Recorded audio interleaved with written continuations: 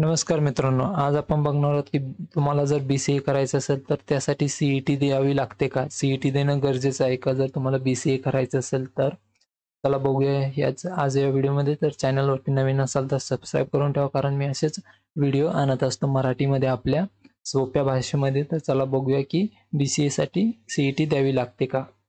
तर जो BCA आहे त्यासाठी तुम्हाला कोणत्याही CETची गरज नसते. No CET required for BCA. कारण जे BCAचे ॲडमिशन असतात ते इन्स्टिट्यूट लेव्हलवरती होतं, म्हणजे कॉलेजवरतीच ॲडमिशन होतं. हां, काही कॉलेज काय करतं की इंटरव्ह्यू घेतं किंवा थोडीशी जी एंट्रन्स एक्झाम असते ती घेतात. पण ते फक्त टॉप कॉलेज. आणि काही कॉलेज काय करतं की तिथे बऱ्याच जणांचे फॉर्म घेतात आणि त्यामधून ज्यांना जास्ती पर्सेंटेज पडलेले आहेत त्या मेरिटनुसार त्यांना ॲडमिशन देतात. तर पण यासाठी CETची काही गरज नसते.